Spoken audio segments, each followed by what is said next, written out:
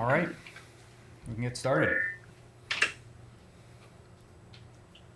Hey, Chris, just your overall look at what this team was able to accomplish coming back from that 15 and a half down in the final 6 weeks of the season, and how do you think that potentially could set you up for future success?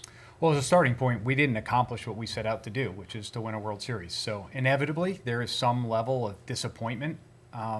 But once we're able to get past that, I do think there's a lot to be proud of. The resilience that this group showed throughout the course of the season, the way we were able to battle back from a historic deficit to come together to win the American League Central is an extraordinary accomplishment. Now, our focus is how do we build from here? Because the end goal is to try to win a World Series, and that's what we'll continue to be focused on. Boder, you said after the last game that you guys are close. You're right there, but there needs to be something to happen to take that extra step. To you, what is that extra step, and how can it be taken, I guess, maybe this offseason? I think it starts with just our overall mindset and growth and work. We have to work. We've spoke with a number of our players. This is a big off season. We have to make strides in the weight room. We have to make gains, and we have to continue to work on our skill to individually get better so that we can come together as a team and win more ball games. And like I said, we are close. We got in, and that's the number one goal. That's the first check mark towards our goal to win a World Series. But the division title, it's fun, but it's not what we're playing for. We're playing for a World Series, and we know there's a ton of work to do, and I couldn't be more proud of the work that we did as a group and the growth of a lot of our players and coaches. We have a young coaching staff as well. That's something that we don't talk about a lot, but our young coaches have really stepped up and grown and learned, and we just have to continue to do those things. And like I said, we're close, but we're not there yet, and we're working really hard to find those margins that we can continue to grow and get better.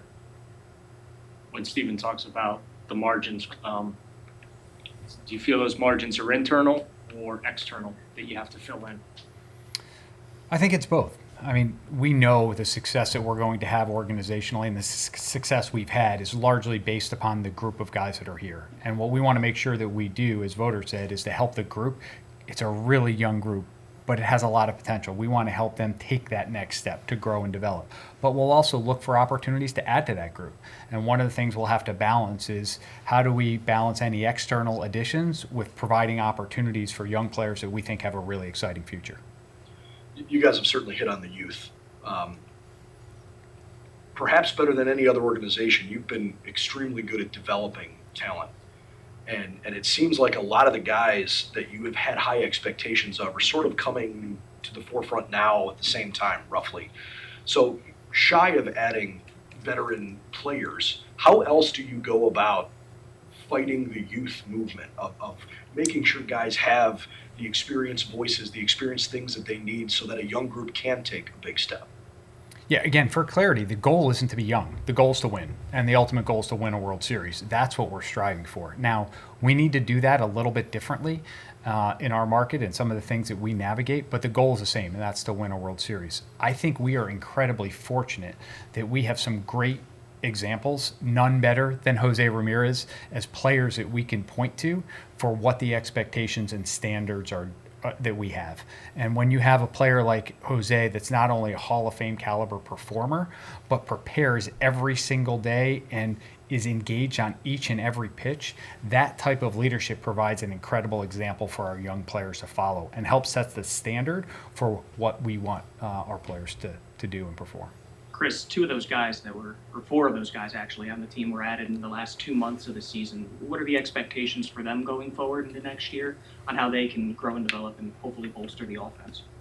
That will be a big part of it. But again, going into spring training, we expect that there will be a lot of competition, both on the position player side and pitching side. So part of our messaging when we talked with players in their exit interviews was to really emphasize the importance of the work that everyone puts in this winter to be able to capitalize on the opportunities that are going to be available in spring training, because we'll be at our best when we have too many quality players for positions on the field. And we're excited to think about what this group could do moving forward.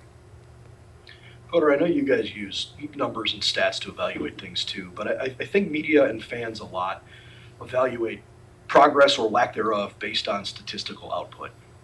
Take the stats, the quantitative stuff out of it for a moment. Where did you guys excel this year qualitatively that surprised you? Where did you take a big step forward away from numbers? Those are big words, so I'm going to answer this how I think I should. It points to our starting pitching. However you want to slice it, we wouldn't have been where we were at the end of the year if it wasn't for our 6 starters stepping up there in September and ending the season with 6 healthy, very, very talented starting pitchers. I don't think there's very many organizations that can say they had that. And that's really something special, especially when you think about Shane Bieber never threw a pitch for us. Ben Lively was hurt early in the year. We lost Luis Ortiz to the restricted list halfway through. So you're plucking 3 of the starting pitchers that we had plans on using, and we had John Means healthy at the end of the year. So really it's 7. That just speaks to the quality of the acquisitions and the development that we've gotten throughout the course of this year. And when I think of the 2025 Guardians and what made us super successful, it starts with our starting pitching, because they took the 6th inning when we had to take our 6th inning and put it in the 9th inning. The starting pitching stepped up, went deep into games, and that's a testament to those individuals, Carl Willis and the pitching team, as well as our front office analysts, everyone. It was all hands on deck, and to Bo and Hedgie for leading them through that. And so for me, that was our number one. Qualitative? Yeah, there you go. See? And if I could, to build on that, I think as Voter said, the development and growth of our pitching was impressive, but I would also highlight the overall resilience of the entirety of the group. There was a lot of adversity this year, and there were opportunities where our season could have gone sideways, and because of the leadership that we had with our player group and Voter and our coaching staff, they never let that happen. Each day there was a renewed sense of purpose and a new dedication to helping each individual continue to grow and get better, and then helping them prepare to perform that night. And that relentless approach, that resilience, I think was a big storyline throughout the course of the season, and that was demonstrated by everybody within the major league environment. Chris, with the ongoing suspension for Ortiz and Clase, how does that affect the offseason, how you approach it, whether they remain suspended or reinstated or whatever happens? We do not have any clarity at this point about what their futures will be, but I think it's our responsibility to plan as if they will not be here. And then if we get information at some point down the road that they'll be able to rejoin us, we'll factor that in and look to reacclimate them into the group. Stephen, the lineup 1 through 9, every night you have a pretty good idea what you're getting from Stephen Kwan, what you're going to get from Hosey, a lot, Kyle as well. But just what is your role as far as from a development standpoint of getting the batting averages up, getting the power numbers up for those other guys? Yeah, I mean, it's no secret that we struggled offensively for a majority of the year, and but like we talk about, we scored more runs than the other team 88 times, and that's what this team does. They find a way. That being said, I've had a number of conversations with our hitting group and Grant Fink specifically, and I can't give Grant Fink enough praise for the job he did in his first year as hitting coach. Not only just the strides that we saw with some individuals getting better, but also just keeping the group positive and focused in the right direction. And we did get marginally better in a lot of areas, but it's no secret. We need to generate more offense. And we're working right now to put those thoughts together on what that looks like. We've spoken with all of our players individually already on what we feel is best for them to work on this winter. And what we're hoping for is that our players crush the offseason physically in the weight room and other things, and come back ready to Goodyear and ready for us to continue to grow together as an offense, because we did see a lot of exciting individual performances, but also we watched a team come together and find a way to score runs. And when you can do those things and then you add in more offense on top of that, it's going to be a good thing. Is there an ideal kind of bat that you'd like to have on this roster, that wherever it may be in the lineup, that could help you get closer to that next step? To pinpoint like an ideal bat, I can't do that. But when I look at this roster and I look at what we just finished the year with, there's a lot to be excited about. Brian Rocchio and Bo Naylor's second halves specifically, the growth that they both demonstrated. We watched CJ Kafis, George Valera come up and impact our team right away. Chase DeLauder made his major league debut. It was fun to see someone handle that pressure the way he did. Are you kidding me? There's very few people on the face of the earth that could do what he did in those 2 days. And coupled with a lot of the people, Gabby Arias, the signs that we saw from him, there's a lot to be excited about the roster that we have. how this shakes out between now and Goodyear is really irrelevant from my standpoint, because I love the group that we have. They all have experience now. They have the guys that were here for a full year now know what that feels like. And I'm really excited to watch the growth of this group as we get to Goodyear. Chris, obviously bouncing off the Lauder, him not playing in the Arizona Fall League anymore, is that just because of the extra reps he got in with the postseason? You guys are feeling maybe a little bit more confident with him, seeing him get live game reps? Yes, and talking with Chase at the end of the year, we collectively determined that the best offseason plan for him at this point would be for him to just really focus on his body and conditioning out in Arizona. Well, he'll spend a lot of time at our complex out there, and that will give him the best position to come into spring training healthy and ready to compete for a spot on our major league team. Chris, making the postseason 7 times in 10 years, understanding the economic and business reality that you do have to deal with, in this market, is it looking a little more positive with the fan response the last couple of years and some other things that might allow you to be, a little more aggressive in the offseason with adding talent? Our fan response this year was incredible. The energy in the ballpark, especially the last few weeks of the season, was a competitive advantage. And to see the way the entire community rallied behind and around this team and the environment they created was awesome.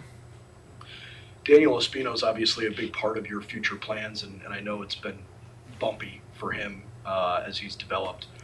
What's the latest on him, and what are you hoping to see from him the next few months, let alone the next 12 months? So it was a really cool moment a couple of weeks ago when Daniel was able to get back on a competitive mound at a minor league affiliate. In fact, most of the organization, including most of the major league clubhouse, was tuned in to watch that game. And I think that's a testament to just the respect that Daniel has throughout the organization for the way he's persevered through all of the adversity that he's had. And he's now at a point where he can continue that journey. He's on the active roster in the Arizona Fall League, and I think he's set to pitch tonight. So he'll continue to get opportunities out there, and hopefully he can have a normal offseason and come into spring training next year ready to pitch a full season. You've been trying to extend Stephen Kwan for a little bit here. How hopeful are you that you can keep him a Cleveland Guardian? I think the best way to say that is we have a profound appreciation for Stephen Kwan and all that he contributes to the organization on the field and off. And we'd love nothing more than for him to continue to be a Cleveland Guardian. And, we'll think about the opportunities that we have to look at that. You kind of spoke a little bit about Jose and the year that he just had, knowing that he just had one of his best years and knowing that there's probably a window for him with a player of that caliber. Just how much of a priority is attacking this offseason, being able to build around Jose while he's still this generational player? As I said, our goal each year is to try to find a way to win a World Series. We're fortunate to have a player like Jose on our roster. That's a great building block, but we want to continue to improve the quality of the group around him and help them grow and develop to be able to not only get into the postseason, but win a World Series. I want to ask about David Fry. I realize the future with Austin Hedges may be unknown at this point as a free agent. Is David Fry in a position where he could be a regular or backup catcher for you next year? I mean, obviously he has to complete his rehab, right? And it was halted a little bit a couple weeks ago. But once David Fry is healthy, we know he's going to impact our team in a number of ways, whether it be behind the plate. We know he has the versatility to go play first base in the outfield. I think I speak for all of us when I say I can't wait to see David Fry back being a healthy ball player. What he means to our team, to this clubhouse, he's the leader. He is one of the biggest leaders we have. Everyone roots for David Fry. And to get him healthy, to see where he can be behind the plate is number one priority. And so if David indeed completes his rehab and he's ready to go, he's going to get a number of catching reps during spring training, and we're going to be weighing out all the options. When you're up against it, Stephen, you're 15 and a half back there, I think in mid-August. And it, on the outside looking in, feels like, okay, set the table for 2026. Just, can you shed some light on what happened behind the scenes? How did that switch flip and the belief in the clubhouse really build and then spill over onto the field the way we saw it over those 6 weeks? To answer it really shortly, I have no clue. One of the reasons I never look at the standings is I don't want to know how many games we're out. what I'm proud of is this group did a tremendous job of being where our feet are, and that's each day, one at a time. And Chris and I spoke towards the end of the 10-game losing streak, and clearly something I've never been through, right? With all my experience, and I think it was one of those situations where you have a choice to make every day. It's the easy thing to do. The easy thing to do is look at the standings, look at our record, and say, it was a good year. Let's see what happens the rest of the year, and then we'll punt till next year. That's what's easy to do. What's hard to do is buck up, make a decision every day. We're winning today, and then try to embody that. And that's where our coaching staff just did a tremendous job, and our support staff. Everyone in that clubhouse, when you walk into there, you have no clue whether we're 0-10 or 10-0 in our last 10 games. And that's the culture and the environment that our players, coaches, and staff have created. And let's see what happens. And yes, it was a historic comeback, and I'm super proud of our group for doing that. But this still stings. We should be playing baseball right now, and that's what we're trying to figure out. I know it still stings, but you mentioned your vast experience, so I'm going to ask you, rank that 6-week stretch in your baseball life. Where does that fit in? It's tied for first. And if I think of another one, I mean, I've been fortunate to win a World Series, and there's nothing that can really compare to that. But that 6-week stretch was some of the most fun, watching people come through night after night after night. C.J. Kafis hitting a 2-run homer out of nowhere. Different pitchers stepping up. Colby Allard getting 3 outs in the bottom of the 8th in Detroit versus the top of the order after not pitching for 14 days. J-Rod hitting 4th behind Hosey and clipping a 2-run homer in the first inning. This team just continued to just blow our minds. And it was just so much fun to see a group of people come together and believe in each other. Stephen, you mentioned how impressive it was what Chase did in making Major League debut, playing those games in the playoffs. Was there something that you saw in him that made you confident that he could do that? I mean, I don't know. I've only seen him play during spring training at 24, so there's really not a whole lot of experience. But that's where we're a group. We do this together, and relying upon our PD, our evaluators, our scouts, our special assistants, our front office, our analysts, our coaches. It was a no-brainer. It was absolutely a no-brainer. Chase was healthy. We needed offense, and he filled a void for us. And like I said, his at-bat quality, the resilience of dropping the first fly ball that you ever see, Tanner Bybee stepping up and punching out the side. I mean, it was the 2025 guards in a nutshell. And it was really fun to watch Chase make his Major League debut in that environment. Did he hear the home fans get behind him? This is a really special place to work. I love Cleveland, and our fans were tremendous down the stretch and all year for us, and couldn't be more thankful for that. Speaking of guys that kind of stepped up in moments this year, Cade Smith felt like one of those guys that overcame a lot. For both of you, what did you see about his growth in 2025 that maybe makes you excited to invest in him as a bona fide, well, not even bona fide, the closer for 2026? I mean, obviously we have a lot to work through, but Cade has positioned himself to do whatever he wants in the game of baseball. I mean, his routines, his work ethic, the consistent person that he is. I can't speak higher. As good of a pitcher as Cade Smith is, he's a better human being. And what we saw is, he was kind of struggling with his secondary stuff, and then all of a sudden gets put in the closer role, and he said, okay, I'm going to find it again. And he wills himself to do those things, and it's not by accident. It's by work. He is meticulous in his routines, meticulous in his work, and he can handle any situation that you throw him into. He proved it all year in 24, and he proved it all year again this year. And Cade Smith is one of the best relief pitchers in baseball, and we're just super fortunate to know him and to have him. Obviously, Slade Ciccone was not on this roster 12 months ago, and I realized Gavin and Tanner kind of asserted themselves at the top of your rotation, but it felt like when Slade was at his best, he was really, really good. What did he bring to you that surprised you, maybe something you weren't expecting? I was impressed by Slade's willingness to, open up to our pitching group. A lot of times when you're dealing with players who've been somewhere else for a long time, they're not always receptive to new ideas. And so I felt like Slade and our pitching group really did a nice job of getting to know each other, listening to each other, and working together. And through that, kind of using some of Slade's previous beliefs in his abilities, coupled with our ideas, they found a really good mesh and worked together really well all year. And Slade spoke really highly of our pitching team and the collaboration that they had at the end of the year. And really what we saw was a consistent starter. Regardless of what stuff he may or may not have had any given day, he found a way to pitch and get us deep into ball games and give us a chance to win. And really excited for the future of Slade, because he's another one that is super routine oriented, very detailed in his work, and receptive to new ideas. And that's a really good recipe for a good player for a long time. Chris, I know he obviously wasn't on the major league team this year, but it sure feels like Travis Pisano is a huge part of your future. How do you evaluate his 2025? Yeah, we feel similarly about Travis and his ability to impact us down the road. It was a very good first full professional season for Travis.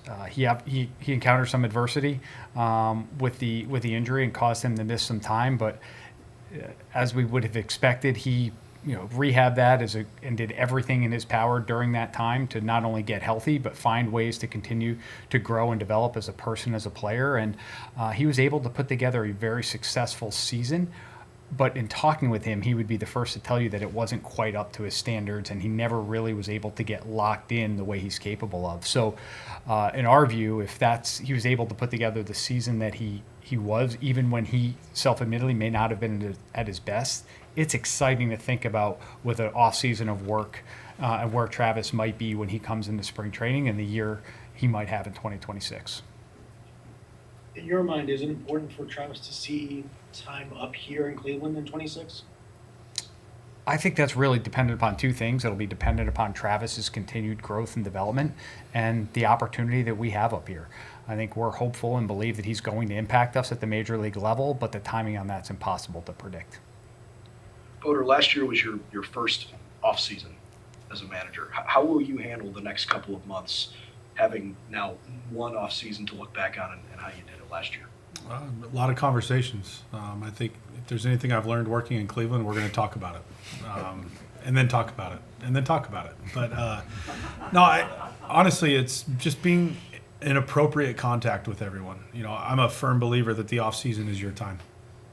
You need to spend time with family. You need to do the things that are important to you in your personal life.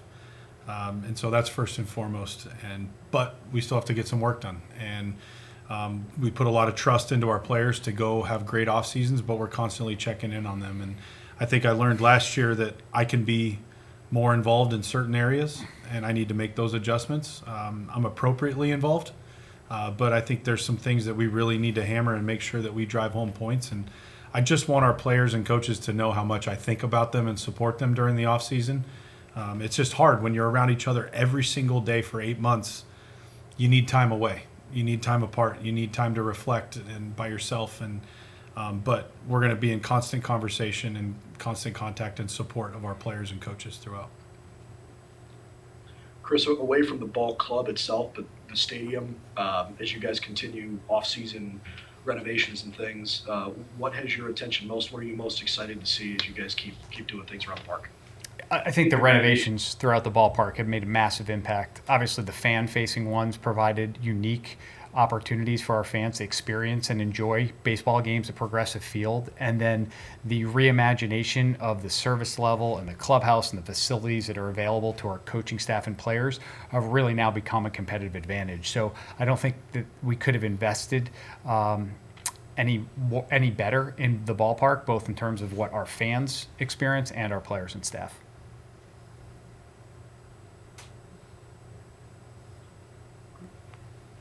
Okay. Thank you, everyone. Appreciate all of